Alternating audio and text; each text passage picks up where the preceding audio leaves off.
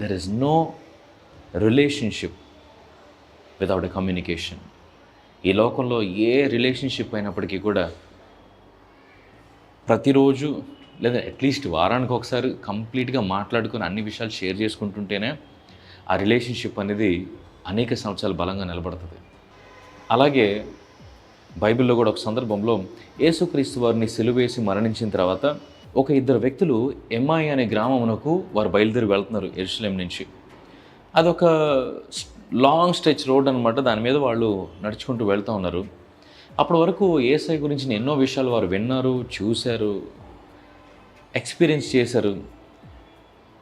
మమ్మల్ని ఈ యొక్క రోమన్ యొక్క బంధకం నుంచి ఈయన విడిపిస్తాడు, లేదంటే కనుక ఈయన చాలా మంచి మాటలు చెప్తున్నాడు, గొప్ప క్రియలు చేస్తున్నాడు, మాకు ఏదైనా సమస్య ఉంటే ఈయన నిలబడతాడు అని వారు ఎన్నో ఎక్స్పెక్టేషన్స్ పెట్టుకున్న తర్వాత యేసుక్రీస్తుని ఎప్పుడైతే వారు సిలువ వేసి చంపేశారో వారి యొక్క బాధ అంతా కూడా వారు ఏం చేయాలో తెలియక వారు ఒకరితో ఒకరు షేర్ చేసుకుంటూ వారు వెళ్తూ ఉంటే వారిద్దరి మధ్య యేసుక్రీస్తు వారు కూడా నడవడం ప్రారంభించారు. కానీ వారికి తెలియలేదు.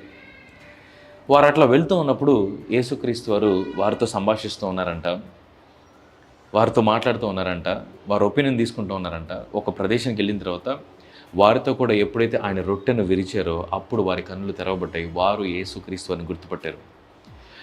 ఎగ్జాక్ట్లీ ఏ మూమెంట్లో వారికి ఆదరణ కావాలో ఆ మూమెంట్లో యేసుక్రీస్తు వారి దగ్గరికి వెళ్ళారు.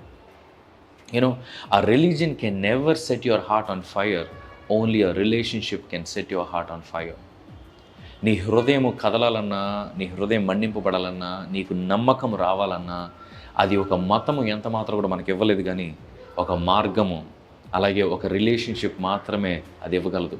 అందుకే యేసుక్రీస్తు వారు నువ్వు క్రిస్టియన్వా కాదా అని దేవుడు చూడడం, ఆయనతో కమ్యూనికేషన్లో ఉన్నావా లేదా అనేది ఆయన చూస్తాడు. ఒక క్రైస్తవులు అనగానే ఇమీడియట్గా వీళ్ళు అనేక మందిని కన్వర్ట్ చేసేస్తారు, వీళ్ళు ఎంతోమందికి మాయమాటలు చెప్పేస్తారు అని అనుకుంటారు.